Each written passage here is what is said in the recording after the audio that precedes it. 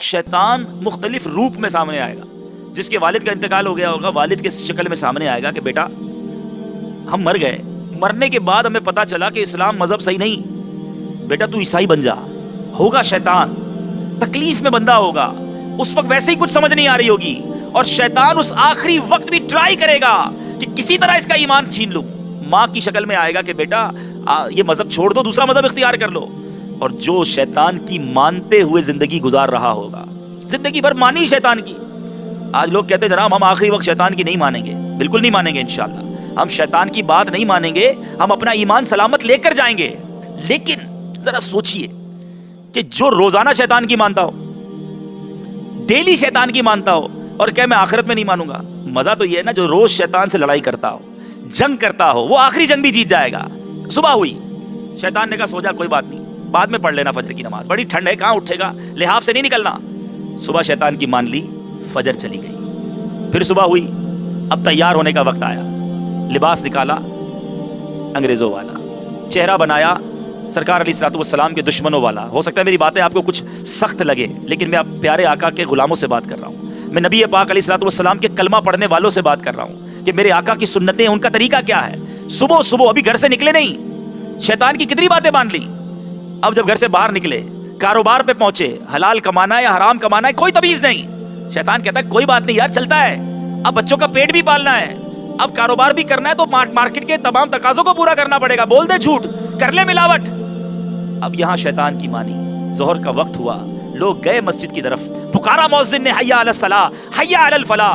शैतान ने कहा अभी तो कारोबार का टाइम है, अरे अभी खड़ा होगा तो कहां जाएंगे. मान ली शैतान की, गई जोहर की नमाज, आई असर की नमाज, मौज़िन ने फिर पुकारा मस्जिद की तरफ. कुछ खुश नसीब गए अल्लाह के घर में. शैतान ने कहा तू बिजी है, अरे बाद में पढ़ लेना नमाज. असर गई, मगरिब में भी शैतान की मानी, मगरिब भी चली गई. रात इशा की नमाज में भी शैतान की मानी, इशा भी ना पड़ी. घर गया. अब जब घर गया तो उसके बाद शैतान कहता है अब सोने से पहले कुछ थोड़ी सी फिल्में देख ले, थोड़े से ड्रामे देख ले, जरा न्यूज के बहाने म्यूजिक भी सुन ले. सोने से पहले भी शैतान की मानी, सुबह से लेकर शाम तक मानी शैतान की. एक सवाल है हम सबसे, हमने पूरे दिन में रहमान की कितनी मानी, अल्लाह अज़्ज़ा वजल की कितनी मानी, और शैतान की कितनी मानी. अब जनाब मानते रहे जिंदगी भर शैतान की, और कहते हैं मरते वक्त नहीं मानूंगा. अरे जिसकी आदत हो गई बात मानने की, जिसकी आदत हो गई दोस्ती करने की, कुरान कहता है इन्नहु लकुम अदुव्वुम मुबीन, वो तुम्हारा खुला दुश्मन है. और मैं तो सुबह शाम उसी की मानता हूँ. बंदा मानता उसकी है जिससे दोस्ती होती है. दुश्मन से दुश्मन की बात मानता है कोई? हाँ भाई. और दोस्त भी जो बड़ा पक्का होता है ना, उसकी हर बात मानता है. नहीं यार इसकी बात मना नहीं कर सकता. तो लगता क्या है, पक्की दोस्ती लगा ली शैतान से. और जो सुबह शैतान कहता है सो जा, ठंड बहुत है, वुजू कैसे करेगा, वो अल्लाह का बंदा बिस्तर से उठता है, वुजू करता है, मस्जिद को जाता है. नहीं मानता शैतान की, क्योंकि वो कहता है मैंने अल्लाह की माननी है. शैतान कहता है हराम कमा, वो कहता है मैंने नहीं माननी, थोड़ा कमाऊंगा मगर हलाल कमाऊंगा. शैतान के खिलाफ चलता है. जोहर की नमाज में भी दुकान से उठकर नमाज पढ़ने चला जाता है. दिन भर सच बोलता है, बदनिगाही का मौका आता है तो नीची निगाहें करके शैतान की नहीं मानता. रात को भी गुनाह करके नहीं बल्कि कलमा तैयबा पढ़ के, आयतुल कुर्सी पढ़ के, इशा पढ़ के, ज़हे नसीब सलातु तौबा पढ़ के सोता है. बताओ मरते वक्त उसका ईमान कैसे शैतान लेगा? उसने तो मानी नहीं शैतान की, वो सारी जिंदगी जंग करता रहा. तो स्ट्रांग बनिए, प्रिपरेशन कीजिए, तैयारी कीजिए उस आखिरी फाइट की जो हम सब ने लड़नी है, और इंशाअल्लाह हमने जीत कर जाना है. हारना नहीं है. शैतान के खिलाफ जंग ऐसे तो नहीं यार, ऐसी हल्की फुल्की जंग कैसे चलेगी. कोई ऐसा नारा लगाए कि जरा गूंज पड़े ना, शैतान को भी लगे कि वाकई जंग करने वाले बैठे हैं. शैतान के खिलाफ जंग, शैतान के खिलाफ जंग इंशाअल्लाह, और अल्लाह के करम से जीत भी हमारी रहेगी. तो बहरहाल मैं अर्ज कर रहा था प्यारे इस्लामी भाइयों, इसके वार बड़े खतरनाक. और आज जिस शैतान के एक वार की तरफ तवज्जो दिलानी, बहुत सारे इसके वार हैं, इसके बड़े जाल हैं. जैसे मैंने इस वाक्य को सुनाया आपको कि इसने किस तरह एक इबादत गुजार, एक नेक बंदे को अपने जाल में फांसा, और आखिर रिजल्ट क्या आया कि उस बंदे का ईमान तक चला गया. यानी एक्सट्रीम ना, इबादत गुजार बंदा बेईमान होकर कुफ्र की मौत पर मरा. तो हमें शैतान के वारों से बचना है मेरे प्यारे इस्लामी भाइयों. आज शैतान ने हमारे अंदर जो एक वार फैलाया हुआ है वो बेहयाई है, उरियानी है, फहाशी है. आज मुसलमानों से हया की चादर को छीना जा रहा है, और इसका इम्पैक्ट, इसका असर हम अपनी औलाद में देख रहे हैं, हमारी नौजवान नस्ल में देख रहे हैं. मेरे प्यारे और मोहतरम इस्लामी भाइयों, ये हया जो है ना, یہ ایمان سے ہے. یاد رکھیے میں آقا علیہ الصلوۃ والسلام کی آپ کو حدیث بھی سناتا ہوں اور پہلے یہ بتاتا ہوں کہ 4 سنتیں ایسی ہیں جو رسولوں کی سنتیں ہیں, تمام رسولوں کی سنتیں رہی. اب دیکھیں ان سنتوں پر میں اور آپ عمل کرتے ہیں کہ نہیں. 4 سنتیں کون سی ہیں؟ عطر لگانا, یہ تمام رسولوں کی سنت ہے, ٹھیک ہے. نمبر 2 نکاح کرنا. نمبر 3 مسواک کرنا. اور نمبر 4 حیا کرنا. یہ جو حیا ہے نا, شرم, نیچی نگاہیں, شرم و حیا کا پیکر ہونا, یہ رسولوں کا طریقہ. یاد رکھیے ہر رسول, ہر نبی, ہر ولی با حیا ہوتا ہے, با حیا ہی ہوتا ہے. اللہ کے مقبول بندے کے بارے میں بے حیائی کا تصور ہی نہیں کیا جا سکتا, اور جو بے حیا ہے وہ نیک کہلانے کا حقدار ہی نہیں ہے. یہ بڑا عجیب و غریب ایک جملہ چلایا گیا ہے, جس نے کی شرم اس کے پھوٹے کرم. ارے جس نے کی شرم اس کے اونچے کرم. اصل تو وہ بندہ ہے جو شرم و حیا والا ہے. اللہ تبارک و تعالیٰ کی بارگاہ میں جس کو شرم آتی ہے, اور جو رب عز و جل کی بارگاہ میں پیش ہونے سے شرماتا ہے. کیا خوب شعر شاعر لکھتا ہے, لکھتے ہیں ندامت ساتھ لے کے حشر میں اے آسیوں جانا. ندامت ساتھ لے کے حشر میں اے آسیوں جانا. سنا ہے شرم والوں کو وہ شرمایا نہیں کرتے. وہاں نہیں شرمایا جائے گا انہیں جو دنیا میں شرم والے ہوں گے, جو دنیا میں ڈرتے ہوں گے. حیا جو ہے نا وہ 2 قسم کی ہوتی ہے. ایک تو حیا یہ ہے کہ لوگ نہ دیکھ لیں.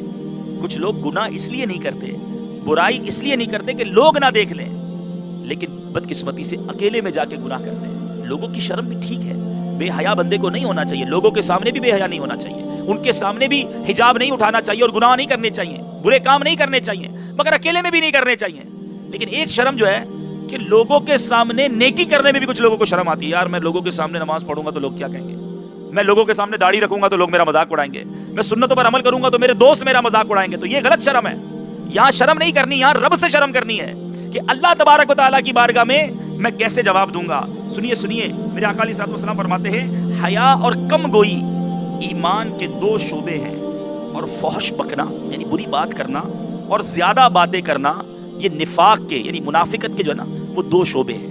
اب میں اور آپ دیکھیں کہ ہمارے اندر حیا اور کم گوئی ہے کہ نہیں, یا بک بک کیے جاتے ہیں, فحش گوئی کیے جاتے ہیں, وہ نفاق کی علامت ہے. اور میرے پیارے اور محترم اسلامی بھائیوں, سرکار دو عالم صلی اللہ تعالی علیہ وسلم کا فرمان سنیے, اللہ عز و جل کی لعنت ہو دیکھنے والے پر اور جس کی طرف دیکھا جائے. مفسر شہیر حکیم الامت حضرت مفتی احمد یار خان نعیمی اس حدیث پاک کے تحت فرماتے ہیں, اس کی تفصیل بیان کرتے ہیں. مطلب یہ ہے کہ جو مرد اجنبی عورت کو قصدن ڈیلیبریٹلی بلا ضرورت دیکھے اس پر بھی لعنت ہے, اور جو عورت قصدن بلا ضرورت اجنبی مرد کو اپنا آپ دکھائے اس پر بھی لعنت ہے. اپنا آپ دکھانے والے پر بھی لعنت اور دیکھنے والے پر بھی لعنت ہے. میرے آقا علیہ الصلوۃ والسلام کا ارشاد عبرت بنیاد ہے, اپنی ران مت کھولو اور کسی کی ران نہ دیکھو, خواہ وہ زندہ ہو یا مردہ.